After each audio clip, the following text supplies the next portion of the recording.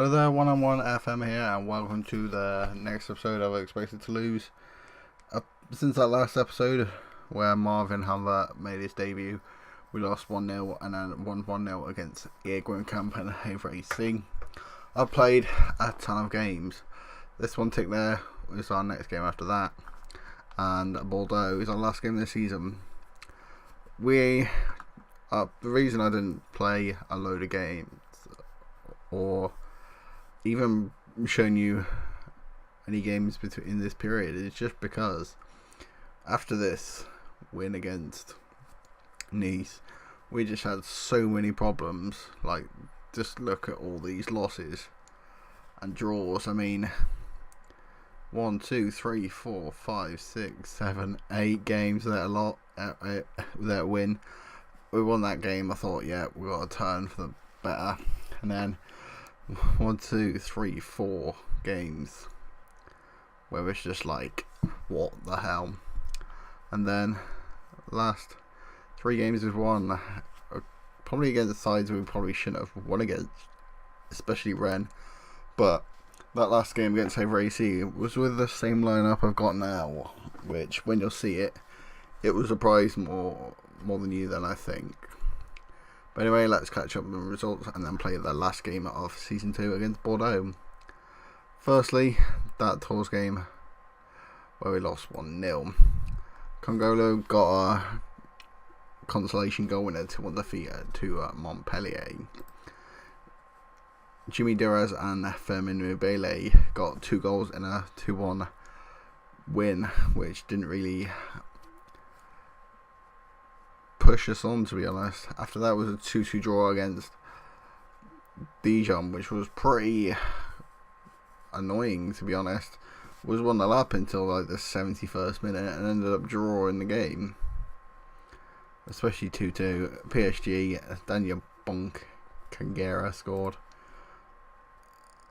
I thought I didn't know he is as our right back. Oh yeah, that was a free kick as well. We scored a free kick in that game and then scored a free kick in our 4-0 win. And we just played a fairness. A PSG, you're not supposed to win against them. Gonzalo Guedes and Neymar getting the goals. Jimmy Dermaz getting a goal in a 1-1 draw against Montpellier. 2 games where we didn't even score. That's pretty rare for us. Lewis Baker got the equaliser in a rare appearance in a 1-1 draw against SM Kane. 5-2 defeat. Thomas Lemar and Radamel Falcao getting the goals for Monaco. Terence Congolo from centre-back, who's got a decent amount of goals this year. And Patrick Catrone, which without him would be even worse position. 1-0 defeat to Angers. 2-0 win over Lille. James Wilson getting one of a few goals that he's ever scored for us, and probably won't be getting him on a permanent or another loan next season. Issa Diop getting the other goal in a 2-0 win. 2-2 draw against Reims. Kind of didn't deserve to win this game. James Wilson getting 2-2, which kind of surprised me, to be honest. Own goal as well. So Reims scored 3 goals but only came out with a point. 1-0 defeat to Metz, followed by a 1-1 draw with Amiens SC. Patrick Catrone getting the equaliser and only coming out with a point. Olympique Lyonnais, one of the best teams in this league. Aaron Gunnison getting sent off. But before that, James Wilson and Terence Congolo with another goal from centre-back. 2-1 win from Rennes, started the 3-game winning streak that we're on now. Patrick Catrone, Fermin Mubele getting both the goals in a 2-1 win. Camp was a 2-1 win. Patrick Catrone getting another goal in the goal scoring form, but only generally likes to score early goals. And then this last game, Haver AC, Congolo getting 1, Catrone getting a hat-trick, 2 of them are pens to be fair, and Adam Mayer scoring a free kick. And the side that we played that team is this one. A couple of new signings in this. Is it just him? I think it might be just him. Rodrigo Martin, he got 5-star potential as well. Is a left winger. Jimmy Diaz is not getting any younger, and bought him in for 1.6 million. It seems a lot, but I think with his 16 free kick taking, 15 leadership and 15 determination with 15 acceleration. I mean, this guy, if given the chance and a little bit of training in that attacking left mid position, could be a good player for us, especially with an ambitious work rate. Played a couple of games this season, not set the world alight. Who else was it? If I go on transfers, see if it'll jog my memory.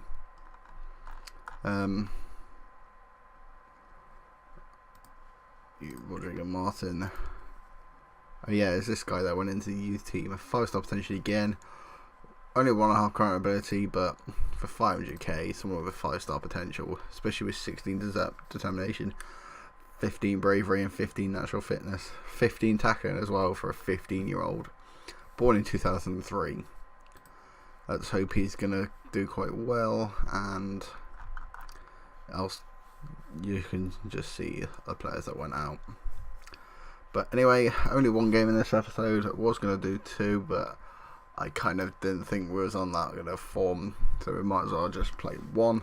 But last 3 games are going to show us a bit why we should be a bit higher in the league. 12th in the season this time. Where did we finish last season? 10th. We still can finish 10th, but it would put Olympique Marseille and Guingamp to lose, with us to win. And Bordeaux are a decent side, to be honest, 7th in the league at the moment. But anyway, I've been rambling on for too long now. Let's get into that last game of the season against Bordeaux. First chance of the game is from Bordeaux, a throw-in on the right hand side, played short to Martin. Not really sure that's how to pronounce it, as soon as he is French. Riedewald. He's not French, but plays it down the left wing to Zenai, number 9, to Deprave, who hits the post against our young keeper. Did play quite well, did concede last game, but it was offside. Roland just running through our team. I think there was a bit of Gonçalves, our youngster left back, and whoever's playing left centre back, I think it's Congolo. He's not really took the world apart, but he's scoring some decent goals, and according to Patrick Kluivert, one of our coaches, has done quite well when Harbour Zanelli. I mean, when you're just going to have shots like that, it doesn't matter who you're going to have in goal, whether you're going to have the first team keeper or in Lafont. In fairness, Mayer didn't exactly cover his world in absolute good. Just completely... Did he nutmeg our right back as well? I mean, that is a hell of a goal. Goal kick from Bordeaux. Costil was one of the keepers who got shortlisted for goalkeeper of the year. Left winger youngster just passed it straight to them. Not really expecting much from this game, just giving the youngsters a bit of game time, just trying not to make it embarrassing, which it looks like it might be. If Deprave had off the bar, keeper didn't look like he moved. Doesn't look like we're having that good of a game, to be honest. Bordeaux are a very good team, and even with our first team I think we'd struggle to beat them, but Philip Walshite, former Stoke player, and him, I thought he'd catch that, to be honest, but launched it out, and Bordeaux win it back. Deprave to Roland on the right hand side, crossing position to back post, and you can probably tell why Amien's not really played as much games as he did last season. I'm surprised he was a bit more supportive of me in the press conference recently than he was before, but I prefer him to be a bit better on that pitch than the press conference, to be honest. Free kick from Salas to Zanelli. Cut. Closing down by 2 players. Mubele puts in Catrone. Got a lot to do.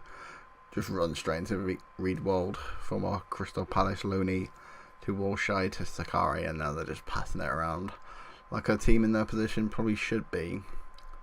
In fairness, we're not playing our full team, so Sakari with the ball to Zanelli on this left hand side, cuts in to Congolo, launches it forward to Catrone. He's not really the tallest of players.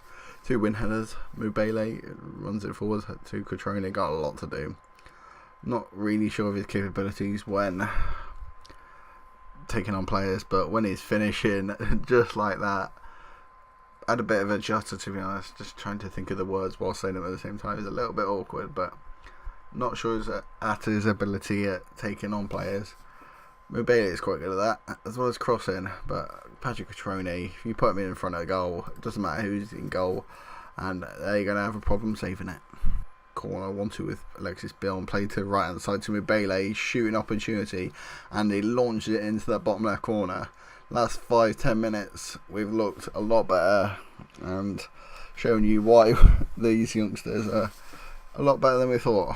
I'm surprised Gonçalves tried this pass with the right foot as well. Defender, I think it's Reidval, just completely messed it up, and Mubele's got the chance to put it in the back of the net and succeeds. Last couple of seconds now, looks like we are going to get that draw. We're on the attack as well, so we could nick it. 2 fair draws probably flatters us a bit, but if we were to get a winner, that'd be even worse. Cutrone to Mubele, excellent tackle, and barring anything stupid, we should be getting the draw. Decent result, to be honest, against Bordeaux. Just before I do end the episode, I'm going to take you through a little bit of transfer business, what I'm intending to do. Hold full to draw. Humbert, there's no one appearance I'm making. His 1k a week, I think, wage raised to 1.5. If he's going to play, to be honest, he can have some decent wage, to be honest. 1.5k is still very little, but could have a real problem with injuries. Is one of the problems. The only problem with this team is attacking midfielders. Just look at this guy, 25k a week, 3 goals, 3 assists. It's just not really good enough, to be honest. Average rating 6.9 I can take, but when he did 14 and 6 last season, that's the kind of form that I wanted. More goals, more assists, and three goals and 3 assists. Most of them coming in the last couple of games of the season as well. I think that 4-0 win he got an assist and a goal.